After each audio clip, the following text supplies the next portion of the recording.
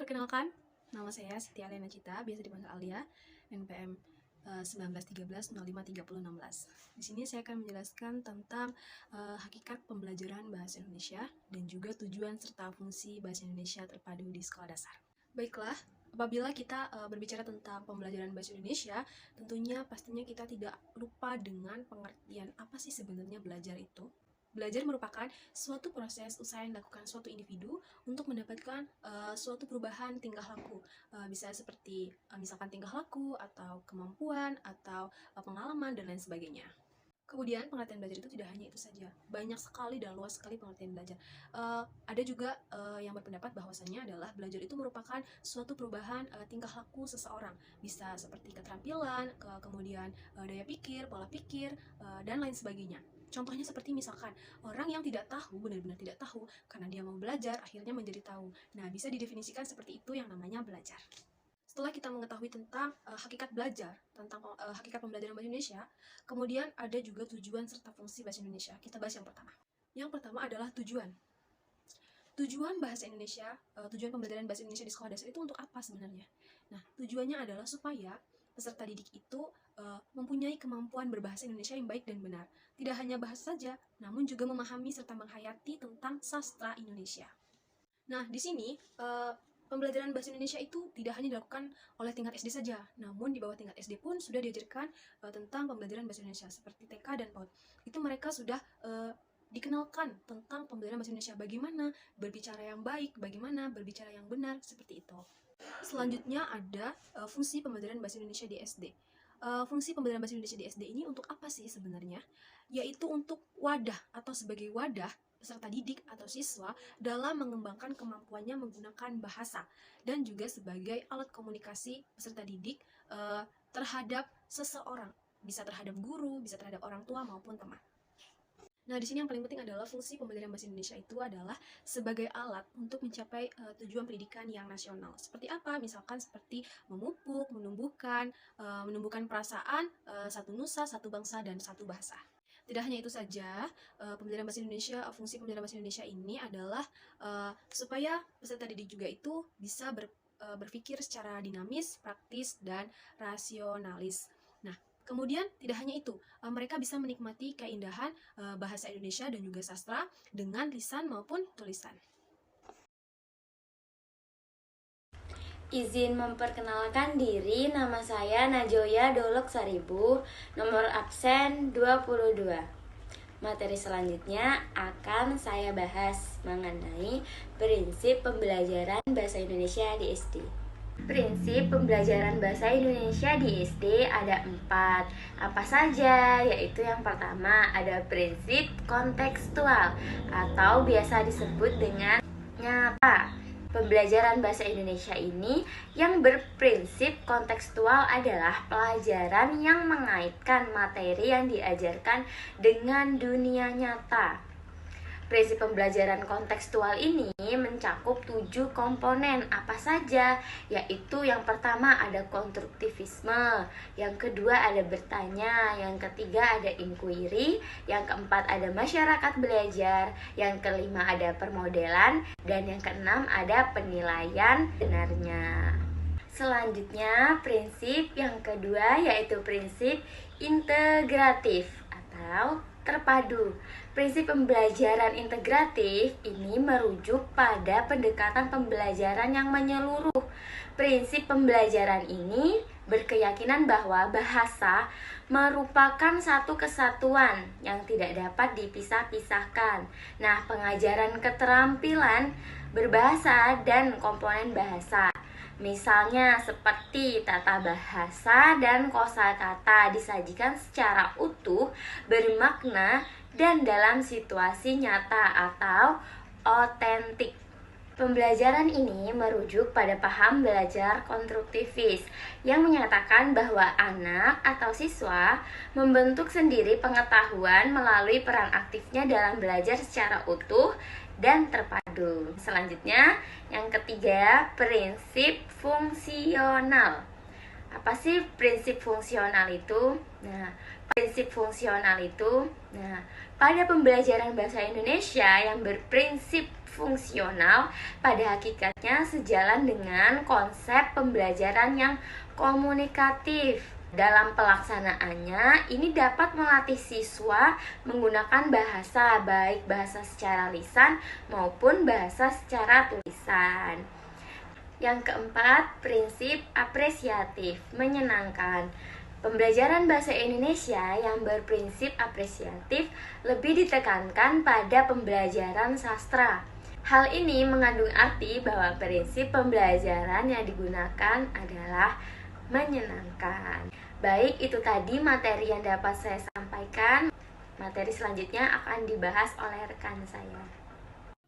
Baik, materi yang selanjutnya akan saya jelaskan, yaitu mengenai karakteristik pembelajaran bahasa Indonesia di SD. Sebelumnya, perkenalkan, nama saya Nurdini Estika Putri, NPM 1913053094. Karakteristik pembelajaran bahasa Indonesia di SD. Penerapan pembelajaran terpadu di sekolah dasar menjadi salah satu upaya dalam memperbaiki kualitas pendidikan, terutama dalam rangka mengimbangi gejala penjejalan isi kurikulum yang sering terjadi dalam proses pembelajaran. Penjejalan isi kurikulum tersebut dikhawatirkan akan mengganggu perkembangan anak. Disinilah mengapa pembelajaran terpadu dianggap penting untuk dikembangkan di sekolah dasar. Ada beberapa karakteristik pembelajaran bahasa Indonesia di sekolah dasar, yaitu yang pertama, pembelajaran terpadu berpusat kepada siswa. Hal ini sesuai dengan pendekatan belajar modern yang lebih menekankan siswa sebagai subjek belajar. Peran guru di sini hanyalah sebagai fasilitator, yaitu memberikan kemudahan-kemudahan kepada siswa dalam melakukan aktivitas belajar. Yang kedua, pembelajaran terpadu dapat memberikan pengalaman langsung kepada siswa. Dengan pengalaman langsung ini, siswa akan dihadapkan pada sesuatu yang konkret atau nyata, sebagai dasar untuk mereka dalam memahami hal-hal yang lebih abstrak. 3. Dalam pembelajaran terpadu, pemisahan antar mata pelajaran menjadi tidak terlalu jelas. Bahkan dalam pelaksanaannya di kelas-kelas rendah sekolah dasar, fokus pembelajarannya diarahkan pada pembahasan tema-tema yang paling dekat kaitannya dengan kehidupan siswa. Yang keempat, pembelajaran terpadu menyajikan konsep-konsep mata pelajaran menjadi suatu proses pembelajaran. Dengan demikian, siswa dapat memahami konsep-konsep tersebut secara utuh. Hal tersebut diperlukan untuk membantu siswa dalam memecahkan masalah-masalah dalam kehidupannya sehari-hari.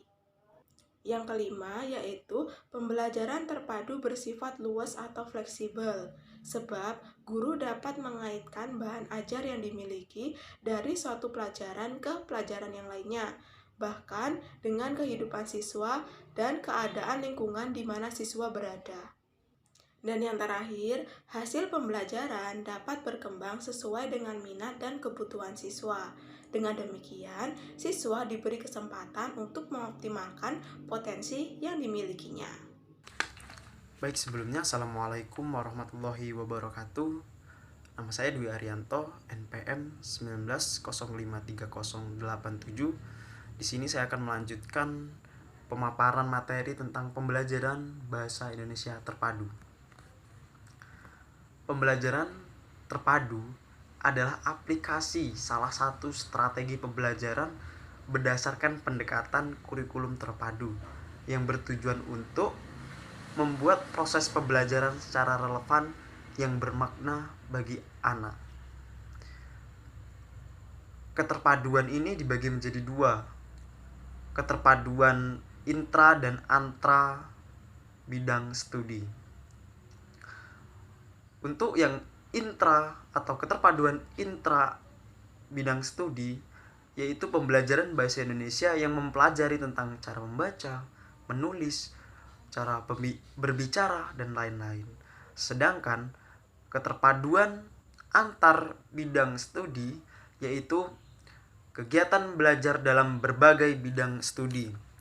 Jadi jika intra intra bidang studi ini hanya belajar di dalam lingkup pembelajaran. Contoh bahasa Indonesia, kita hanya belajar bahasa Indonesia. Tapi jika antar bidang studi, maka pembelajaran ini melompat dari bidang studi yang seharusnya. Contoh, pembelajaran bahasa Indonesia dikaitkan dalam pembelajaran matematika. Sedangkan pembelajaran terpadu dalam bahasa Indonesia adalah model pembelajaran kegiatan berbahasa berdasarkan fungsi komunikasi. Siswa dituntut untuk pandai berbahasa, menulis, membaca, menyimak, dan berbicara. Hal terpenting ialah pengalaman komunikasi. Jadi, untuk anak, semakin sering ia berkomunikasi, maka akan lebih mudah memahami maksud orang lain. Hubungan menyimak dan berbicara. Hubungan menyimak dan berbicara ini dapat saling melengkapi. Pentingnya untuk digunakan dalam percakapan untuk menyimak dan menirukan pembicaraan. Yang kedua yaitu hubungan menyimak dan membaca. Hubungan menyimak dan membaca ini hal yang bisa diserap dalam pembelajaran atau dalam hubungan ini. Nah, setelah didengar, anak akan mencari tahu atau mendapat kosakata baru yang dibacanya. Yang ketiga yaitu hubungan berbicara dan menulis. Hubungan berbicara dan menulis ini ekspresif untuk berbicara dan produktif untuk menulis. Jadi, apa yang mereka ucapkan dalam hal ini adalah ekspresi, dapat disempurnakan dalam bacaan atau dalam tulisan, yang dalam hal ini dituliskan ataupun dalam bentuk produktifnya. Yang keempat yaitu membaca dan menulis, hubungan membaca dan menulis. Keduanya adalah hal yang saling melengkapi. Kita dapat membaca apa yang kita tulis, tujuannya untuk mengingat, dan orang lain akan mendapat kosakata baru, pembelajaran baru jika pertama kali membacanya. Jadi seperti itulah pembelajaran bahasa Indonesia terpadu. Mungkin itu saja dari saya akhiri. Assalamualaikum warahmatullahi wabarakatuh.